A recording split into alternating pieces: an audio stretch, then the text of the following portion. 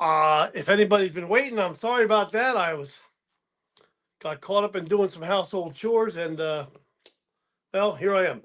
So here I am on Streamyard again. Don't love it because the screen's so tiny. Um, but this is the only way I can record my video or do my lives in horizontal mode for some reason. I don't know why. I tried. I went into YouTube, looked at the settings. It supposedly it'll it's supposed to turn when I turn it. It's supposed to rotate with it. When I do that, it doesn't work. So here I am on Streamyard once again. Not my favorite thing to do, but here we go. Anyway, I'm just going to take this time tonight. It's the night. Two more days to the end of the year. Actually, one day left in the full day left in the year. That's tomorrow. And I just want to go over the year that I had, my year. So, I'm not a big New Year's resolution guy. I do make promises to myself, or I'll tell myself I'm going to do this, that, and the other thing. But I don't really do New Year's resolutions. I don't tell my friends, oh, I'm going to lose 50 pounds in 3 months or whatever, or things like that. I just don't do that. But this year has been a year like many others. A lot of lessons I learned. I did a lot of things this year. I mean, business wise and others. So January, February wasn't too, crazy. Nothing crazy really happened. I mean, but as the year went on, things happened. You start to realize like things like your phone. If you lose your phone, like this summer wasn't even summer, it was the fall. I dropped my phone in some water. I couldn't use my phone for like a couple days or a day it was till it got dried out. Um Not the coolest thing to do, but hey, stuff happens. Um so it kind of puts a little damper on you, and you realize then when you don't have your phone just how much you rely on that. And I don't have cable anymore. I cut my cable. I have a TV. It's a Roku TV, so I can stream things. But I'm not a big streaming type of guy. I really don't need a TV. I mean anymore. I mean I've got one, and I'll watch movies or something. But so this year has been a year of lessons, and you know during my Uber. So I'm an Uber driver. Okay, a ride share driver. I hate to say Uber, but that's who I work for. I mean, there's really basically two big companies you work for if you're ride share. So the year I got rear-ended. Okay, no damage to my car, but I still had to go through the whole thing with the ride share company not wanting to let me drive till they had pictures of my car to make sure nothing was wrong with my car, because you can have some damage to your car, but they don't want you driving around with a wreck. And understandably, even though they're not paying you for your car, I mean, I think they should give you a little kickback on your insurance or something. But anyway, that's just me. So got rear-ended. Then about a month later, I was driving on 95 South, and I was taking an exit, and in between the exit and 95, there's a little you know spot where sometimes cars pull over. There was a car there, in not on the road, just off the road. And I saw that. I was looking. I always look far ahead when I'm driving, and I saw that. I was like, all right, well, no big deal. The next thing I know, cars in front of me were stopped dead. All I could do was turn the wheel to the right real quick and then turn back left and hope there was nobody over there. I didn't have time to look in my rearview mirror to see if there was anybody over there. I mean, I kind of felt like there was, but again, it was either slam right into the back of a standing still vehicle or swerve over, hope I didn't hit anything. But if I figured if I hit something over there, it was a moving vehicle, so it would be a little less, I don't know, impactful on everybody. So it ended up I hit one of those, well, or a truck carrying one of those roll-off dumpsters, was in that lane, and we collided. So I had to. Well, they wanted to total my vehicle. My car was worth like $4,000 to them, but I owed $8,000 on the insurance, or on the car payments. So the insurance company said, "Well, we're probably just going to end up totaling your car." And I said, "Well, then I'm withdrawing the claim. Don't total my car. I'll pay for it out of my pocket, and that's that." I didn't want to go through all that, because then you got to go through a whole process to get the title back. I forget what they call it, but it's a pain. It's a pain in the you know what. So I paid out of my pocket. That accident cost me about a whole month's pay, because the damages were $3,400, and I was missing my car for a little over a week. So I could either rent a car or just sit home all week and basically do nothing. So I rented a car, $500 a week. That was the best deal I could get. It was an electric car.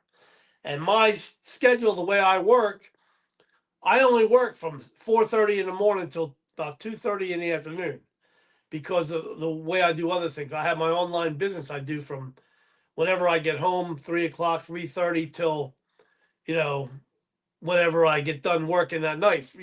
Got to create the videos, answer emails, create other content on different social platforms and things. So that's my day. So I was like, well, I could just work on my business all day, every day, or try to generate income with the rental car. So I rented a car, $500 a week. It was an electric car. The problem with the electric cars is you can only drive them for so long, then you got to charge them. And I asked one guy, I said, "How do you make money doing this?" And the guy said, "Well, I drive until 10 o'clock in the morning. Then I take a 4-hour break, charge the car, and then I go back on around 2 or 3 in the afternoon, and I work till 6 or 7 or 8 at night." And I said, "Well, I can't do that, not with the way I run my schedule, not the way I run my day."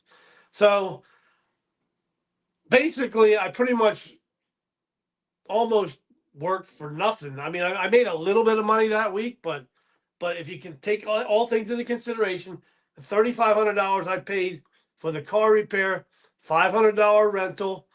I missed, because it happened on a Thursday, so I missed Friday, Saturday, and Sunday. I don't drive anyway. So Friday and Saturday all day. That's $500 right there, $450 to $500. So that's $4,000 plus $500 for the run. That's $4,500. That's a month's pay, pretty much. But you figure everything else in.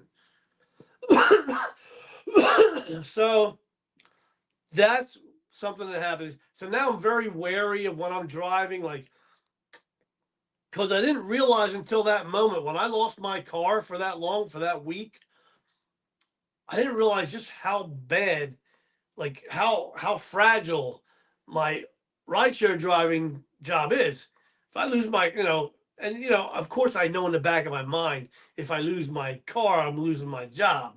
But you don't really think about that until something like that happens. Then now I'm like, every time I see a car get close to me, I'm like, oh, I get, maybe that's a little overreacting, but still, it makes you nervous. It makes you not want to do this job anymore. And I mean, in reality, I have an online business, and when it starts actually flourishing, when I start actually making enough money to replace my income with Uber rideshare driving, I'm not going to rideshare drive anymore. That's just the way it is. I'm not doing it anymore, because it's not lucrative. By the time you figure in, okay, I try to make $1,300 a week. Okay, $25 to $30 in gas a day for 6 days. So let's go low end. Let's say $25 times 6 is $150 every week. So that's $600 a month right off the top. Then I don't have taxes taken out. So you got to pay taxes on that 1,300 hours, okay, a week. So you're multiplying it by 4. So 4 times 1,300 is 5,200. So 5,200 and $600 in gas. So that leaves you with 4,600. Then the taxes are approximately what, 22% or something. So 5,200, 22% of 5,200. Well, 1,300 is 25%. So let's just say $1,000 just for giggles. So that's 1,600 minus. So 5,200 minus 60. So that leaves you with $3,600. Then you got oil change almost every month. Okay. So it's every 6 or 7 weeks. So every other month, we'll say. So that's about $100 every other month. So let's just say, for argument's sake, $50 for every month. A little more than that, but we're not going to argue, semantics. So now you've got about, what I say, 3,600 minus, so it's 3,550 extra tires, all those other things. Plus I have a mortgage, I have this, that, and the other thing. So by the time I pay all my bills, there's not really much left over, which is why I started the online business to begin with. Not to mention trying to free up some time so I can go see my family. Because the rideshare driving, as much as I'm doing it, it's just taking too much out of my family time, out of my personal time. I don't have a life. I don't have a personal life anymore. That's why I started the online business. So, okay, that's what happened with the Uber stuff. Now I got that under control. I got got the inspection. My car's good to go. I'm ready. And I still drive every day, at least for now. But my goal is by this time next year, I'm not going to be Uber driving. Well, actually, before that, but this time next year, I'm going to be in a whole different situation, all because of my online business. But speaking of the online business, let's go back and look at the year in that. So earlier this year, I found out that my business is basically run mostly by emails. I post content on platforms like TikTok, YouTube, Facebook, Instagram. Facebook and Instagram, I don't pay a whole lot of attention to because, frankly, I was just trying to concentrate on one. So I was just concentrating on TikTok for that moment. But before we get into the platforms and things, I had made a mess of my emails. The link in my emails wasn't even go. Like if somebody wanted to purchase something, they couldn't do that. They couldn't even make a purchase if they wanted to because the link in my email was messed up. I had no idea. We were doing a thing with my friend and I were doing. They call it priming your email. So you ask your friends to join your email list and then respond to the emails they get. So the email, like Gmail or whoever you have, they see the back and forth. They say, okay, this is a good email address. It's not spam. We can allow those emails. So I did that with one of my friends, and she looked in my email. She went to pretend she was going to buy something because she'd already bought the product. So she didn't want to buy the product. She just wanted to see how my link worked, and my link wasn't working. And thank God she told me that. I had no idea. I don't know how many sales I lost because of that.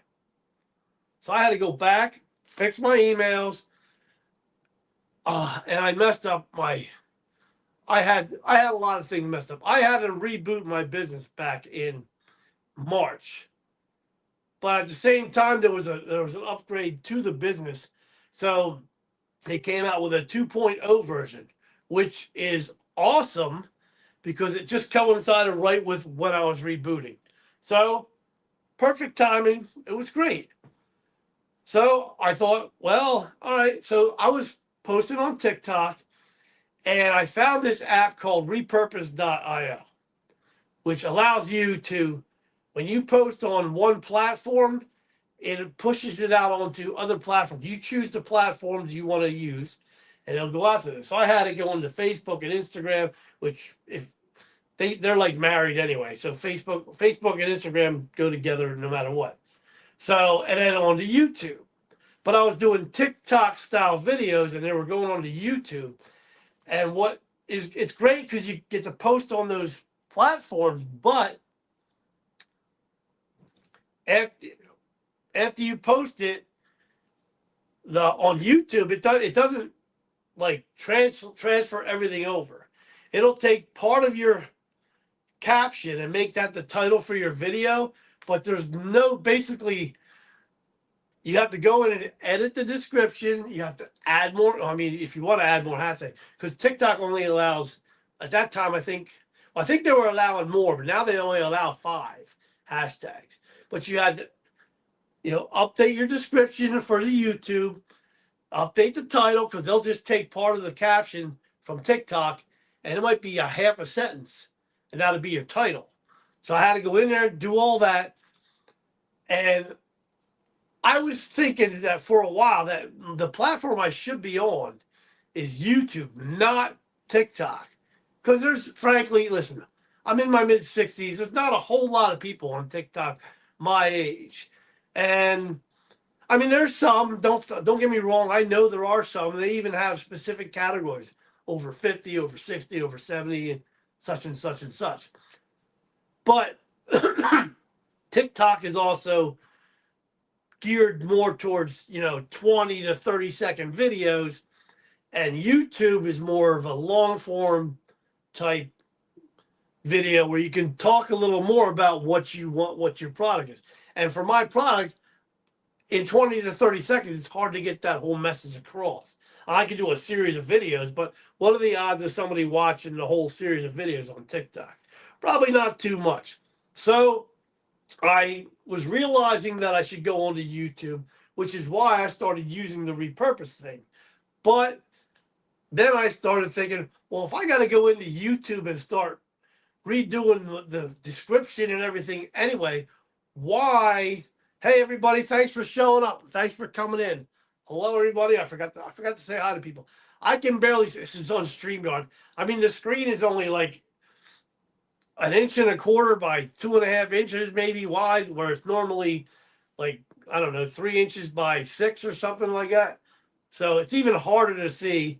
But I'm trying to do this a horizontal thing. So StreamYard is the only way I could figure out how to do it until I figure out how to get the YouTube to cooperate. So when I turn my phone that way, it works.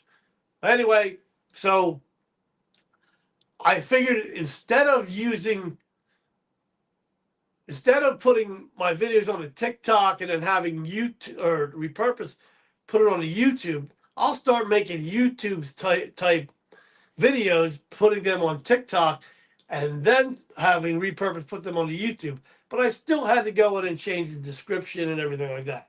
So I decided, okay, let's stop the workflow from TikTok to YouTube. I'll make the same video on TikTok, I'll post it, and then I'll post it on YouTube.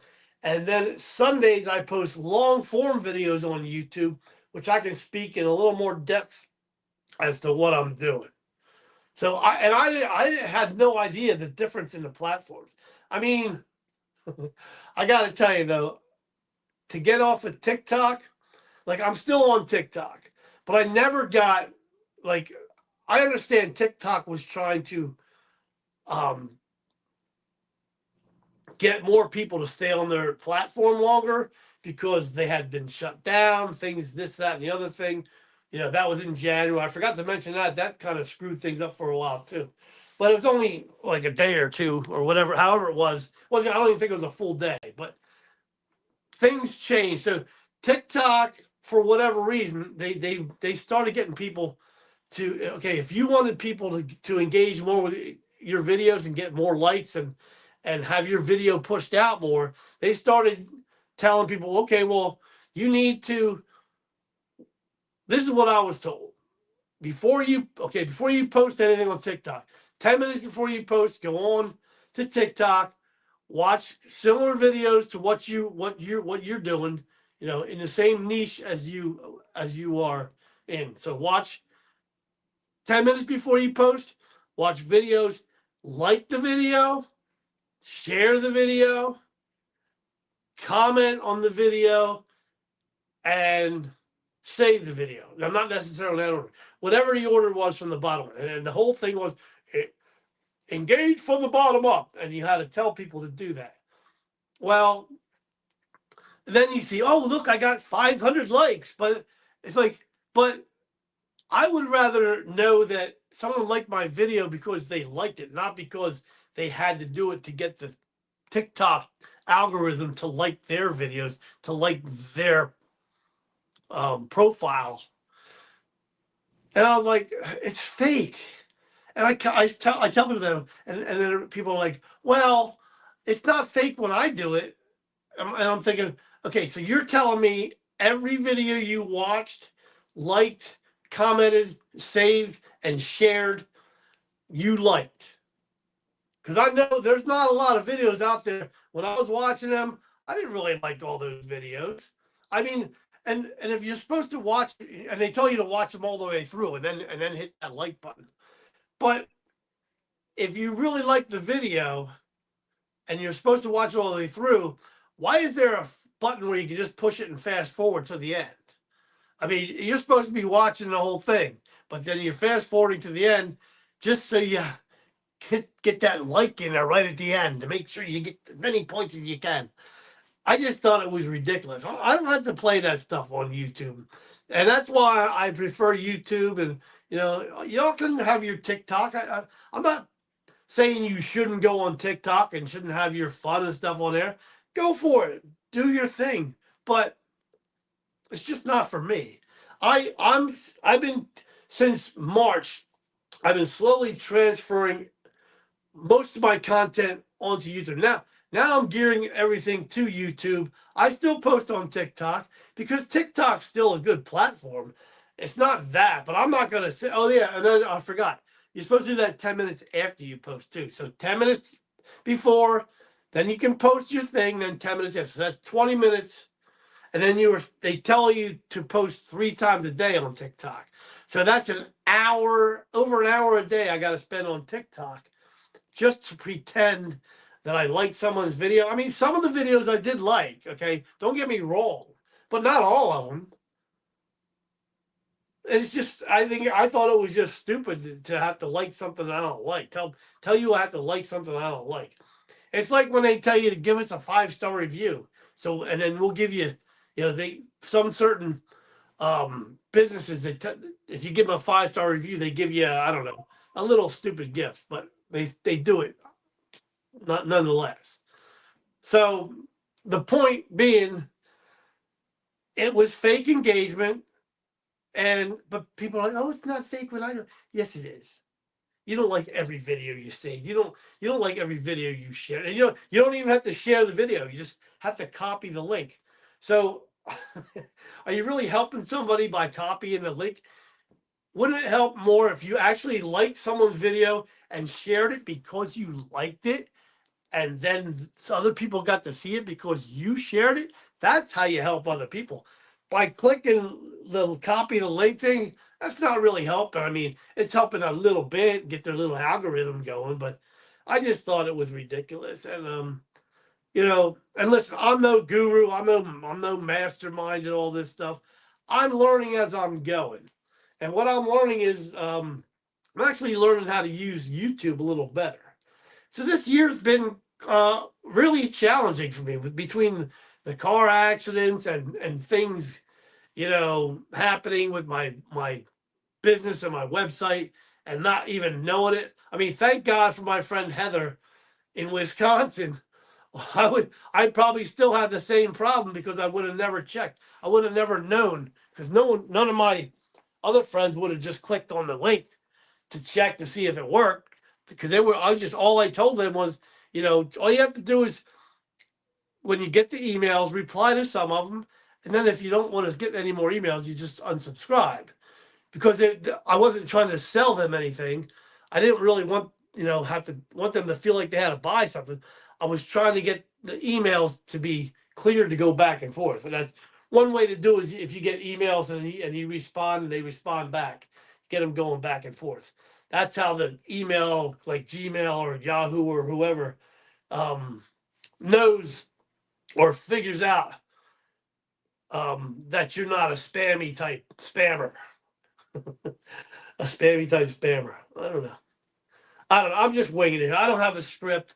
It's a couple days before New Year's. I don't even know how many people are watching. If anybody's watching, if there's any veterans out there, I like to speak to you. And if you like to hear to excuse me, if you're a veteran and you're thinking about starting an online business, I have videos on my channel. So subscribe to my channel. Check it out. You might find some videos you like. You may not, but hey, it's worth checking out. And it doesn't cost you nothing. Just hit that subscribe button. That would be great. Show me some love, man. Come on. I'm a veteran. I'm just like you. I'm just trying to get along, trying to figure things out here. And this year, again, this is why I'm here discussing this year, because this year I figured a lot of things out, and I've had my share of mistakes. And if you want to call them failures, I don't call them failures because I didn't fail. The only way you can really fail is something that you just give up completely. And I'm not doing that. I know I had to fix things. I knew I was going to make mistakes coming in. If you think you're going to go into something that you've never done before and not make any mistakes and things are just going to fall into place and you're just going to all of a sudden, be this, successful entrepreneur, that's not how life works. Life challenges you every day. Now, sometimes the biggest challenge you'll face all day is what to make for breakfast, or when do I stop for lunch, or things like that. But other times there's going to be real tough challenges that you have to, really push through. But that's what makes it worth it at the end. Just think, if everything went the way you planned it, how boring would your life be? If everything you let's say you decide you want to be, I don't know, whatever you want to be, and then everything just falls into place, like the skies open up, the planets align, and everything just works out for you right away. You get to where you want to be, and then bam, then what do? You're where you want to be. So you think, oh, life's easy. So if something were if it worked like that and everything was that easy, you start thinking, you know, what am I going to do next? This is too easy. And I'm not saying you want, the sudden bills and whatever the things that happen, like you know car repairs or accidents or things like that, things you can't control. I'm not saying you want them to happen, but they're just challenges in your life. And the mistakes you make, that's how you learn. And if you want to, whatever you call failure, I don't know if you think, you started something and it didn't work for a few weeks. If you give up, that's failure. But if you see what see what the problem is, see what didn't work, and then try something new. And if that doesn't work, try something else. Eventually, you will find something that does work. You will find a way. You always found a way. Ever since you were a little kid, you always found a way. From the time you started learning to walk, you just kept getting up. You'd stand up, you'd hold on to a couch or whatever piece of furniture, you'd let go and you'd try to walk, and bam, you'd fall on your butt. Did you stop? No, you kept getting up. Now you probably don't even remember this, but still, it's the nature of humans. That's what we do. So please, if you like this content at all, like and share. Please subscribe to my channel if you like this. I've got a lot of long form videos on there. I post one a week. I share my journey. I share a little bit of my story every day on shorts, but on Sundays I post videos, longer form videos, explaining what I'm doing a little bit, how I'm doing it, and what the business can do for other people and what it can do for you if you're looking to, I don't know, some people are looking to retire early. Some people are just looking to retire, period. Some people are just tired of their jobs and are looking for a different way to earn income. Some people just want to earn more income because their jobs aren't paying. Some people are tired of working 2 and 3 jobs or working all that overtime and want to earn income without giving up all that family time. And this digital marketing business I'm promoting, is a way to do that. You can do it in a couple hours a day. It takes me about 3 hours a day to do my income earning activities, from doing videos to answering emails, writing newsletters and things like that. Because the email sequence, it's all the email part's automated. I mean, I send one every week to keep in touch with my audience, with my people, because I want people to know that I'm there for them. I don't just want to be someone like they think I'm a bot or something, because that's not who I am. I mean, don't get me wrong, I love the automations, but there's, you know, I want to stay in contact with people too. If they have questions, I'll answer your questions, things like that. But if anybody has any questions or comments, I don't even know if there's anybody here. It doesn't look like there's too many people here tonight. Maybe I picked a bad night to go on. I don't know. Anyway, so basically in this year I've lost my car I've lost about a month's worth of income this year. I made a mess of my email sequence. I realized, I was on the wrong platform, and it's a mistake I made, but I mean, I don't think TikTok's a bad platform. It's just that I think people my age are more looking on YouTube for things, looking on answers for an actual search engine. TikTok's not a search engine.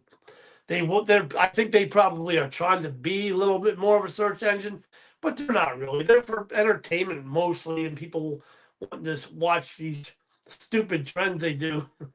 And I'm not putting you down for watching these things, but I see a few of them on, and I just don't understand what the point is of everybody doing the exact same thing. Like, why would I want to do that? I don't know. I like to be different. I like to do my thing. And I'm not perfect. I'm not trying to say I'm Mr. Wonderful, because I don't do this, that on TikTok. If that's your thing, it's cool. I mean, I'm not saying you shouldn't do it, but that's just not me. And sometimes that's just the way you got to be. You got to be yourself, and that's who I am. So anyway, I thank you for showing up. Anybody that showed up, I hope you have a great new year. I will be on next Tuesday, January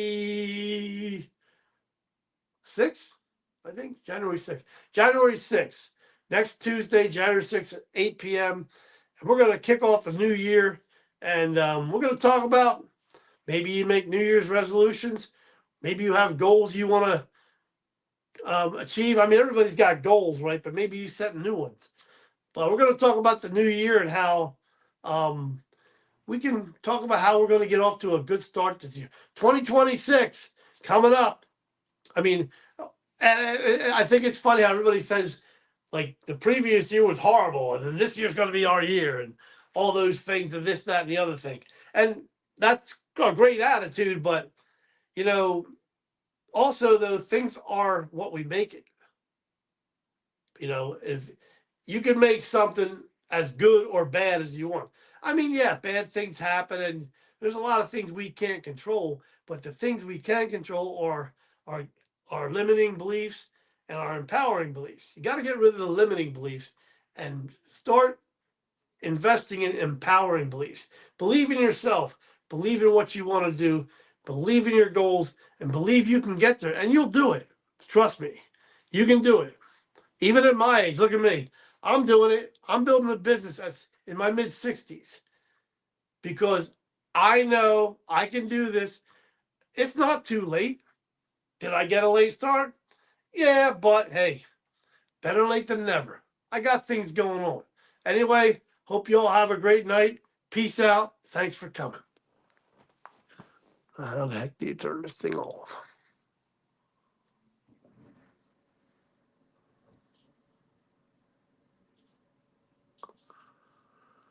Okay.